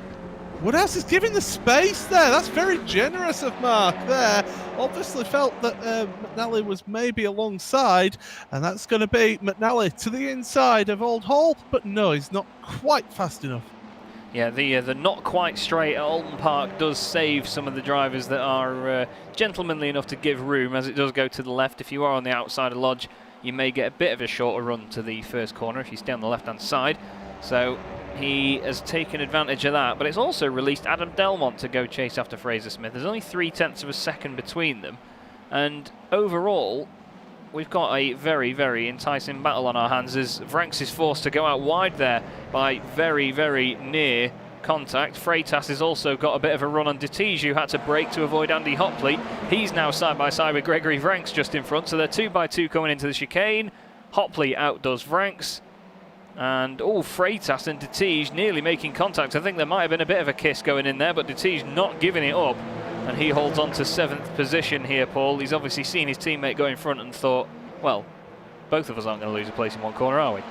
That was great driving from de Tige there. It was fantastic. To hold it around the outside of the first part of Hislops, it gives you that inside, and it is tighter is the second part of Hislop, so it gave him the advantage, and that's what worked out for there. Look towards the front of the field though, and it's Delmont now under pressure. Yeah, he's not got it all his own way at the moment, has he? I've just had to, I'm really sorry, I just had to mute my mic then to stop myself laughing, because someone was saying Ben Thane's car looks very loose under braking. Ollie Slade said that might have something to do with the grass, as Delmont is having something to do with the grass as well. Big bounce on the inside of Old Hall Corner, and Mark Woodhouse is through, and even more importantly for the championship, Adam McNally goes through as well, and he's trying it down the inside of Mark Woodhouse now as they go through Cascades. Great racing. He just thinks, oh, well, I've gained a place, I want another one, and I want it past that Team Mad car. All this time, Fraser Smith is going to be laughing all the way to the bank in his rear-view mirror, thinking, go on, boys, get on with it. Oh, Hopley gives a bit of a tap to Delmont there. Oh, he's run wide. No. Oh, Woodhouse has been caught by McNally, and around he goes, Mr. Manfreds. He tries to get it back going again, kisses the wall. Oh, it's a proper shame. Proper shame. We'll have a look back at what happened. So Mark goes in a bit deep, gets sideways. McNally just doesn't react in time to stop himself from turning the Team Mad car around. And Andy Hopley is getting the most out of this, you know, Paul, because he is now up. I would stay on replay because McNally's had issues as well. Yeah, he has. McNally's had issues. Is this going to be down the chicane? Yeah, he's just come back on from the chicane, so whether that's some sort of karma or whether he gets turned himself, I'm not sure. We'll have to leave that up to you to report, mate.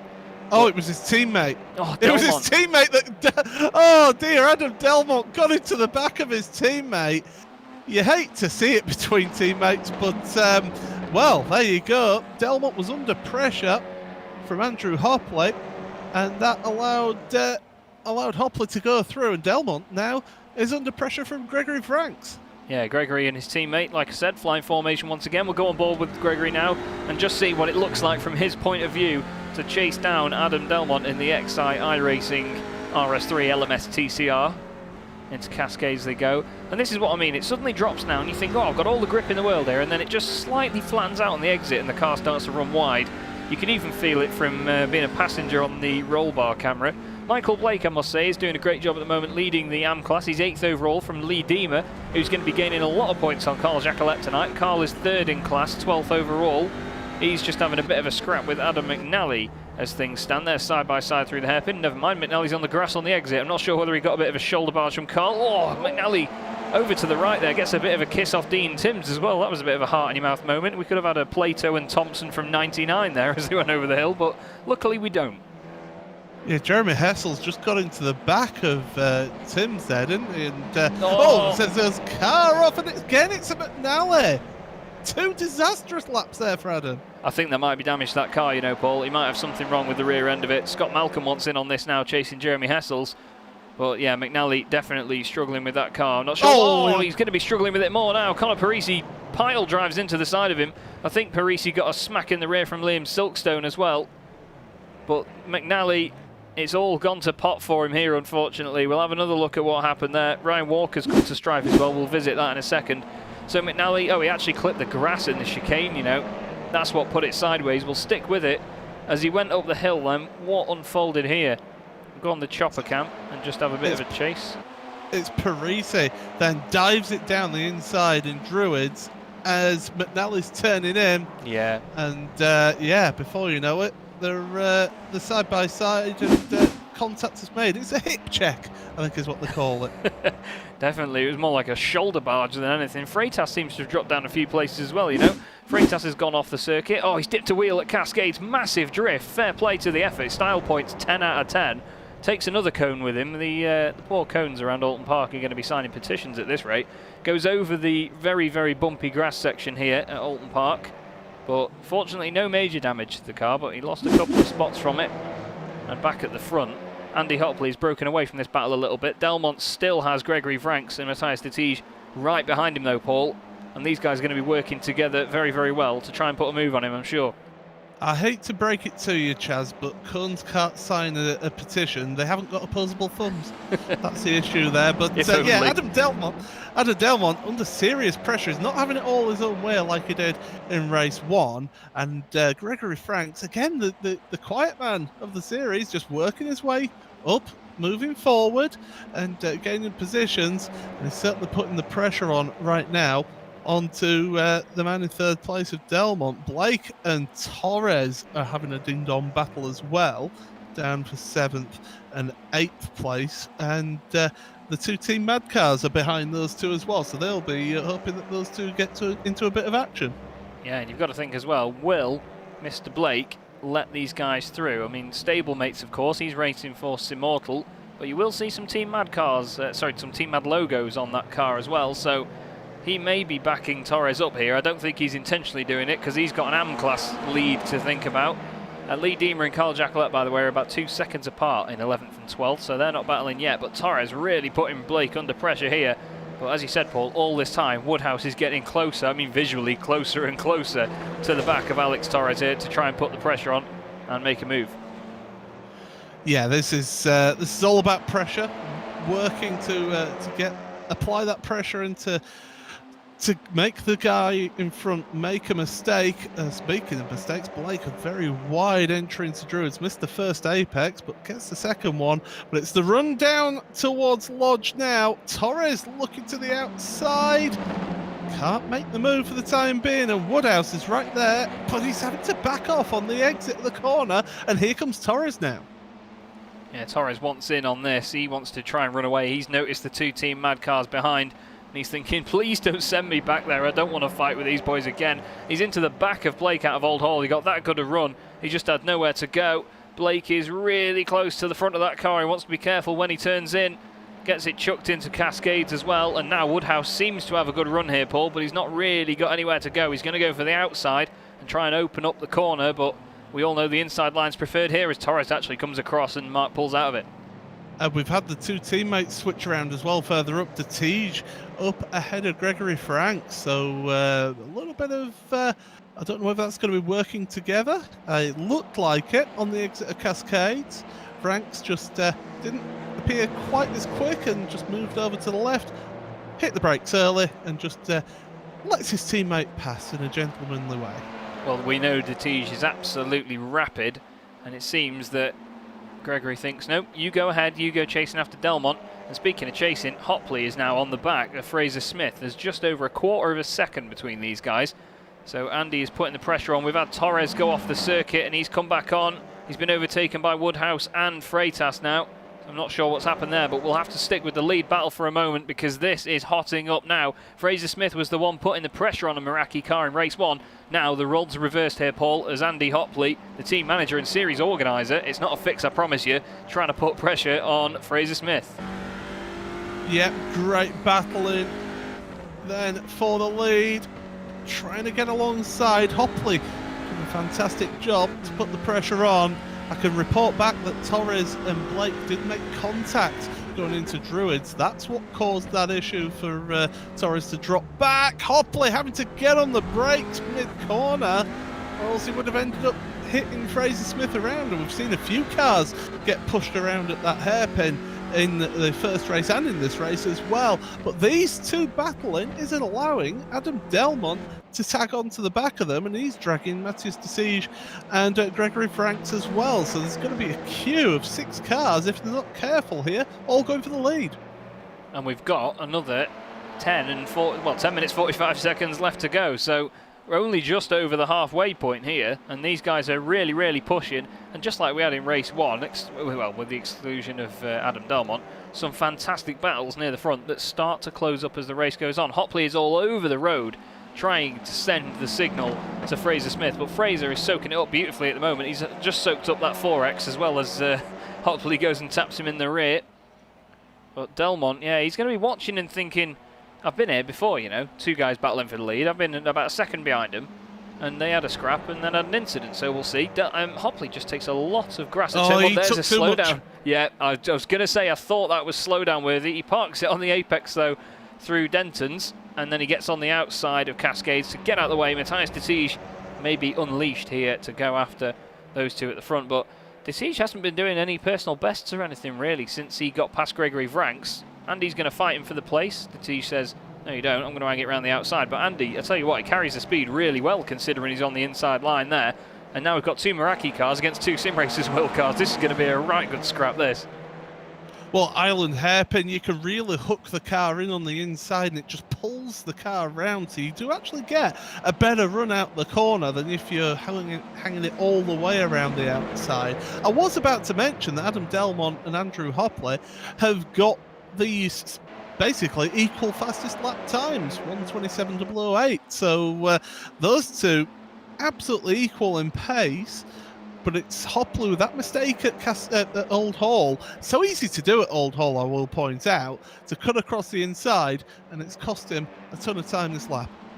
Yeah, you're right there. They have been doing a cracking job, but, you know, that simple mistake, it's like when you race at Monza, you know, if you cut a chicane just that slight bit too much, just judge it wrong, it can change your race completely, and that's what it's done here for Hopley, now down in 3rd place. But Delmont has done a great job, though, because he was about second off Fraser Smith about a lap ago, and he's halved that gap already now. He's not got another car to worry about in the form of Andy Hopley.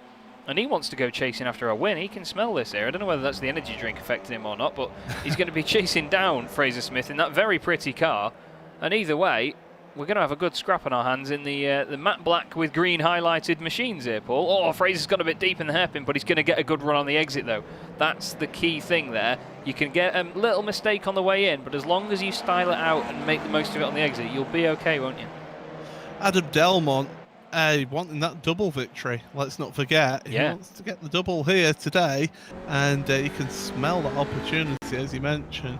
But really, it's going to be tough. A bit wide through Knickerbrook. Michael Blake has fallen down the order. He's gone down. Alex Torres has finally made his way past Blake. It's taken Torres a while, but he's finally done it. Up over Hilltop, down into the chicane at Hislops. Well, now he's got to think about the fact he's got Carl Jacquelet just behind him as well, and then Lee Deemer, the other two AM-class drivers that are further up the order. Jacquelet leading the AM Championship and leading Lee Deemer at the moment, easy for me to say. But, you know, Lee had a much better race one than him, so a bit of damage limitation at the moment, but Carl driving well. We saw a very uncharacteristic mistake from him in race one. Fraser Smith just does his best lap of the race and has still kept that gap at half a second here over Adam Delmont. So the battle behind won't be concerning him too much. Hopley looks like he's starting to break away a little bit from it now after recovering from the slowdown, but you never know here, Paul. I mean, some of the lap times have been fluctuating quite a lot for these guys, so I'm sure we'll see that to the end. Closest two cars on track at the moment are actually Connor Parisi and Dean Timms, down in 15th and 16th. Connor just making his way back up the order after the incident early on and just making his way through some of the AM drivers.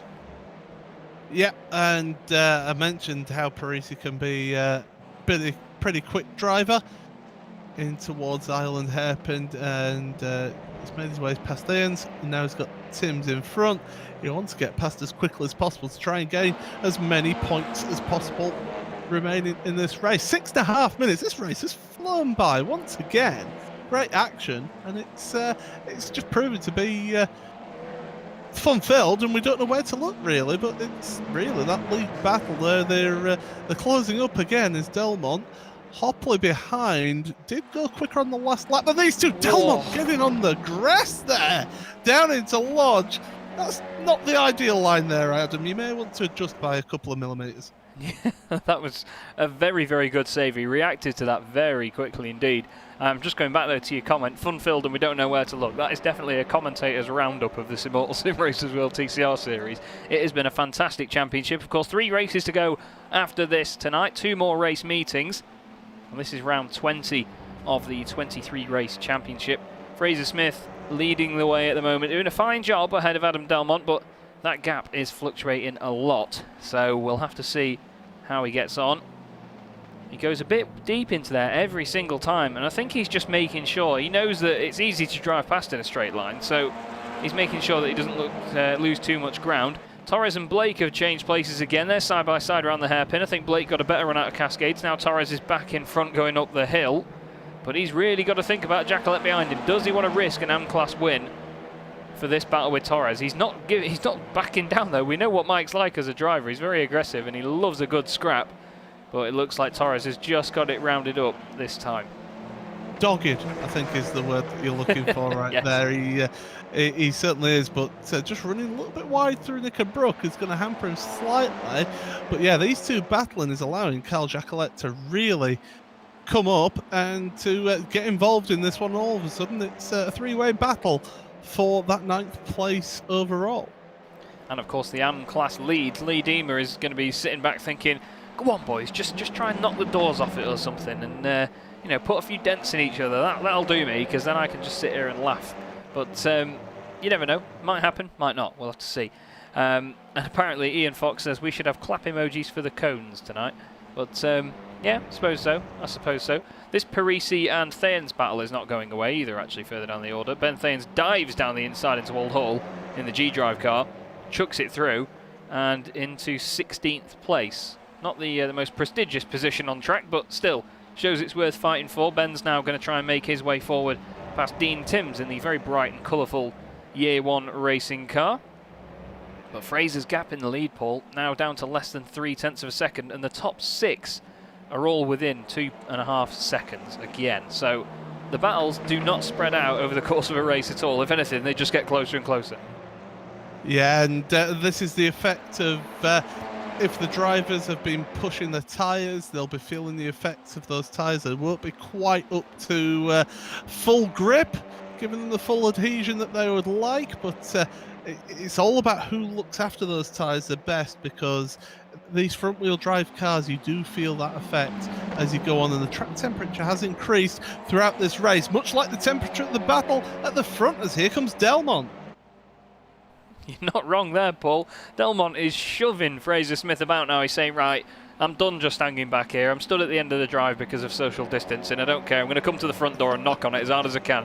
Here he is. Delmont really going for it now. There's a bit of an overlap there. Just negotiates round Denton's. Scott Malcolm and Dean Timms have gone off by the look of it. We'll have to come and look at that in a moment. I think the pair of them might have had some sort of contact. Hopefully we're not going to see the same here, because Delmont is really attacking Fraser Smith. He's wriggling around on the brakes, tries to get it turned in. Andy Hopley wants a piece of this. He's pushed him, and he's had the same that happened to Woodhouse. Hopley gets out of it, though. Fair play. And through the middle, Lewis Ward thread that needle, sunshine, through the two Simracersworld TCR cars. He says, cheers very much, Andy. Thanks for that, mate. He's left it on the latch for him, and through he goes, and he gives him a push into the chicane to say thanks, and he's off. That's not how you repay your teammates, is it, Paul? I hope you boys in Team Mad don't do that, as Lewis is off the track as well now. Yeah, it's all gone a bit wrong there for them, and they're dropping behind once again. Lewis Ward having to serve a slow-down penalty. Michael Blake's had issues down at the chicane as well. Oh dear, it's all happening here. In fact, he's finished for the day, so that's him done. Great job from Fraser Smith, though. A second, 1.2 seconds in the lead as they're heading around the corner. It's going to be 2 laps remaining on this lap. He's done an absolute corker of a job there. He's just, it all happened behind him. I just want to have a quick look back and see what happened to Dean Timms and Scott Malcolm earlier.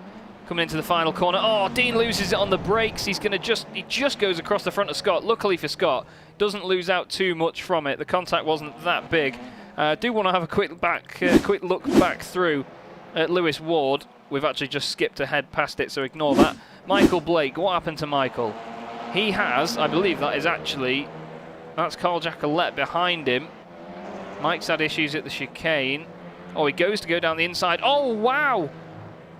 It's a massive accident. He hits the tyre wall and it rips a wheel off the thing. There was 2 wheels in the air. I think they might both have been his. I hope they are, because otherwise Carl Jacquelet will have had his championship hopes knackered by that. And he's got no front end on that car now as Jacquelet. He's losing pace. He's having a bit of a hit from Jeremy Hessels and Ben Thairns behind him. His championship could be in jeopardy now as well, because Lee Deemer is leading the AM class once again. Lewis Ward has got past Gregory Vranks, but like you say, Paul, it's all really kicking off now with, I think we may just get one more lap. We've got 20 seconds left. Oh! Jacquelet with the hip check there on Jeremy Hessel. Is he not having any of it? He's not having it, that's for sure. But yeah, Fraser Smith will start one more lap. Yeah. He will get one more lap here. It's going to be close, but across the line with about 3 seconds remaining. So one more lap here. It's not all done for him. The white flag is out for your race leader. Yeah, I'm just going to have a quick look back at the... Oh, Jacquelet got a tap on the way in, He got a bit of a kiss, and then, he repaid the favour to Jeremy Hessels. Connor Parisi thought, oh, cheers, boys. I'll just go through the middle there. But, robust stuff there from Carl Jacquelet, but he gave as good as he got. Into turn 1, though, he's got Hessels behind him again. Thairns chucks it down the inside. Oh, it was a big send. I mean, Jacquelet left a bit of room. Not all of the room in the world, but, yeah, it's... Jacquelet, ambitious. We know... He likes to defend every position possible, does Jacquelet. Sometimes goes a bit beyond the edge of reasoning, in my opinion, but he's done that there, and, yeah, Thairns, it was a bit of a late dive. Now, just looking back to the front, Paul, only a couple of corners to go. And, oh no, Lewis Ward's gone off. Lewis Ward is around at the chicane. He's hit the tyre wall, and it's ripped, well, it did rip 2 wheels off it till iRacing reloaded itself and popped them back on the car miraculously, as we've seen. But he's down the order. I was just going to say, Fraser Smith he's lost half a second in this final lap here to Delmont. Do you reckon he might be fuel saving a bit, not expecting that extra lap? Possibly, but to be honest, he doesn't need to push quite as hard as he has been doing throughout the race. So, yeah, control the pace then on that final lap, and that's perfect from Fraser Smith. Fraser Smith takes round 20 of the Immortal Simracersworld TCR series. Adam Delmont, what a great night he's had. Second place in race 2, a win in race 1. Matthias de Tige rounds out the podium. Great performance from him. Andy Hopley, Mark Woodhouse, Gregory Vranks, Miguel Freitas and Alex Torres gains 15 places to finish 8th. I want to see some extra clap emojis in chat for the Spanish Inquisition, as we call him. Nobody expected that one. Lee Deemer wins the AM class in this race. Lewis Ward is off the track in turn 1. He's given up and he wants to put the car in a bin. Scott Angelo finishes 2nd in the AM class. He finishes ahead of Carl Jacquelet in his Audi RS. Well, it looks like an S1 at the moment. The in terms of the body, it was Hessel's. It was Hessel's down at Lodge on the final lap, and yeah, I think that was a little bit back again. I think that was round 3 from Hessel. Yeah, knockout punch right there. Yeah, just seen it now. He does really chuck it up the inside. Those boys need to go and have a word with each other, I'm sure. But yeah, we'll glaze over that one. Another fantastic race though, Paul, and a very, very deserving winner for Fraser Smith. He takes his first win in the championship, and well, there's no way he can't be happy with that. It's very, very much deserved. Yeah, absolutely brilliant, and yeah, started the pole position, managed to keep it out there at the front as well. Adam Delmont put all sorts of pressure on him in that race, and Fraser was able to absorb that pressure and able to get it to the end. Fantastic stuff from your leader. Hats off to Matthias de Tige as well for finishing 3rd place after starting in 6th, and Andrew Hopley up 4 positions, makes to 4th. Just seen some fantastic drifting going on at the moment between Matthias de Tige and Gregory Vranks in these Simracersworld esports cars. But there are your results. Fraser Smith takes his first win of the season, and a very deserved win at that. Adam Delmont 2nd, with Matthias de Tige rounding out a very, very popular podium here in this championship. Andy Hopley finishes in 4th position for Meraki Racing, with Mark Woodhouse, Gregory Vranks and Miguel Freitas behind. Those boys had a very eventful race. Alex Torres gains 15 places from 23rd on the grid to finish 8th. Great, great drive from him. Lee Deemer wins the AM class in 9th, ahead of Lewis Ward in 10th and Conor Parisi in 11th. Following him is Jeremy Hessels and Ben Thayens, with Scott Angelo 14th and Scott Malcolm in 15th. Then you have Carl Jacquelet after a very eventful one for himself as well. Liam Silkstone 17th and Adam McNally, a very, very disappointing 18th place for him. He's not had a very, very good night on his standards. Stuart Musselwhite in 19th with Philip Hopley in 20th. Andy Fox was the last car on the lead lap. Dean Timms was 2 laps down. Same for Michael Blake. And Ryan Walker 13 laps down as well. Another night for him to forget in a very, very tough championship. We have a couple of guys waiting to be interviewed right now, who we are going to have a word with in just a second, after I sort my life out at this end of the production side of things. The first one is somebody that I really want to speak to, and to be honest, I've been hoping that this was going to come for quite a while. Fraser Smith joins us in the booth, and after taking your first win tonight, Fraser, I bet you are over the moon, aren't you, mate? I am. Better late than never, I say. Yeah, definitely was the case tonight. When you started that first race from pole, did you think that you were going to hang on to it all the way through, or did you know that there was going to be a hell of a battle behind? Well, so in race 1, when I was behind Lewis, I was catching up to him when I lost him, but trying to get past was near on impossible. So I sort of knew where to defend, and yeah, I mean, I was lucky to get a bit of a breakaway at the start. Every time I was getting a bit of pressure and there was a gap to guys in P3, I would just try and park it on a few apexes and bunch them up again, let them keep P2 busy and give me a bit more space. But my fastest lap was quite a bit off because I was too afraid to dip a wheel on the grass and bin it. Well, it's very easy to do around here. Me and Paul have been saying it throughout the broadcast. Talk to me about Full Send Racing. We've had comments in the chat that reflect my opinion on things as well. Since you put that livery on that car, you've been rapid, mate. Yeah, it's got a Quattro system now, this RS. Love it. Well, no, I mean, to be fair, we spend a lot of time. Obviously, everyone drives everything in the team, but there's a few of us that spend a lot of time in the TCR. It's pretty much what I drive now, so I've just started to get more comfortable with it. Plus, not having worked with lockdown, I've had plenty of time to get down to grips with it. So. Well, it seems that way, mate. It's the lockdown's been good for a couple of things, and it's good to see that that's one of them for you. What did you think of driving these cars at Oulton? It's combined. It's Paul and my favourite track. To be honest, I've not worded that very well, I know, but between the two of us, it is our favourite circuit in the world. It's great for touring car racing. I know it's difficult, but did you feel like you could properly battle with guys out there tonight, or did you really have to be methodical about it? Yeah, I do like the track. It's got a good flow to it, but I mean, it's one where you can't really make mistakes. You got to just be on the ball. One place I was really struggling because I've only got a single screen was the really tight hairpin. The apex was a guessing game there really. So in race 2 there, that's sort of where I was choosing to try and defend a lot because I knew they wouldn't. If I defended the inside, it struggled to ground the outside there. And if I could sort of punch up a bit, I might get them battling into the chicane. So, yeah, I made that work, but it was a bit difficult in race 1, trying to catch people through there. It was just a guessing game. I couldn't see the apex to save my life, to be honest. Yeah, I was gonna say, I bet it was quite a tough one, but it was great to finally see you get that first win, Fraser. Like you say, better late than never, but it was awesome to watch. Before I let you go tonight, mate, is there anybody you would like to give a shout out to? Yeah, same people as always, yourself and everyone who puts in all their spare time so we can do this series, and all the guys at Full Sim Racing for helping me out these past few weeks. It seems to have paid off. Smashing. Well, good to speak to you as always, Fraser. Very well done. Go and enjoy it, mate. I'm sure you'll have a beer somewhere lying around ready to crack open. 2, yeah. Oh, well, more than 2, mate. Have a good one, and we'll speak to you next time round.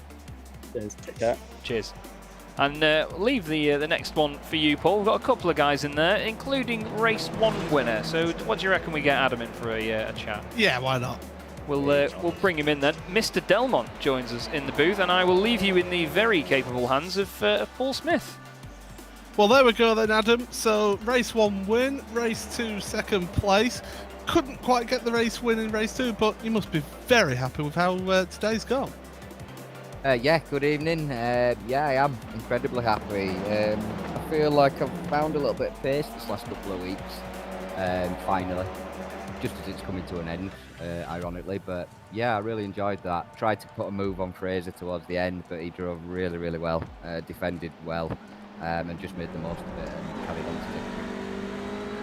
to it. It's not been, I'm sure you'll be more than happy to agree with me, it's not been the best of seasons for yourself, but still, really good results here today. Helps out the team as well, since it's just you and Mr. McNally as well that are scoring points for your team in the Exact Racing car, according to the championship standings anyway. So at least you know that you've got a really good result there for the team going into the final few rounds of this championship. Yeah, definitely a positive to take towards the end. You're correct. I have started slowly this season. I found that I couldn't get to grips with the car quickly. Recently managed to get a different setup that suits my style more, a little bit more tail happy. And that's where the pace has come. I think I did well at Donington last week, and this week obviously putting that a little bit higher. So yeah, I'm over the moon with a win in a second. Well, going into the final 3 races of the championship then, obviously you'll want to take this momentum forward into those final 3 races. Different challenges though in those final 3 races, aren't they? Yes, they are. The next track's not a massive favourite of mine. Maybe a bit of damage limitation, I'm not sure. I'll get some practice in and see how I fare. Nürburgring, I'm actually looking forward to. I've got some redemption after crashing in the 24-hour with a stupid mistake, so I do need to make some redemption of it. Well, there we go then. Before we let you go, anyone you want to give a quick mention to whilst you're here? Big thanks to Excite Energy, the team, all our official sponsors, you guys that do the broadcast, and obviously the drivers for the fantastic racing week in, week out. Thank you very much. Thank you very much, Adam. Adam Delmont there, the race 1 winner this evening, and it was a very, very entertaining night. So many good manoeuvres, a few crashes here and there, plenty of door-to-door stuff. Paul, what's your highlight been this evening? I think apart from the odd little bit of messiness, I think the fact that you had such close racing out there, and okay, race 1 was after the contact between McNally and Freitas. It was a nice, simple drive for Adam Delmont, but definitely that second race when you had 6 cars all together battling for the lead, it was fantastic. And yeah, a couple of mistakes here and there split up that battle for us in the end, but still. Fantastic action, wonderful stuff, and I'm so happy that I was here to enjoy it. Yeah, it's been an absolute pleasure to have you, mate. Despite it being short notice, it was a lot of good fun, and thank you, of course, to Andy Hopley and Ian Roots as well for allowing us to do this. For me, Adam Delmont was a real joy to watch tonight. He just drove some very controlled races. Race 1 win, race 2 second place. Amazing results, obviously best driver of the night. But for me, it's got to be Fraser Smith. To see him get that first win, to see him put in such great pressure on Lewis Ward in race 1, he really deserves my sort of driver of the night. We don't officially do that, but he's just been awesome to watch. It's great to see such a talent come through. Don't forget, everybody, we will be back again next week for the next 2 races of the championship from Circuit de Catalunya for rounds 21 and 22. And then we move on to the Nürburgring VLN circuit for round 23 on the 12th of May. I've been Chaz Draycott. Thank you again to Paul Smith for joining me tonight. It's been an absolute joy. Have yourselves all a fantastic evening, and we'll see you again soon.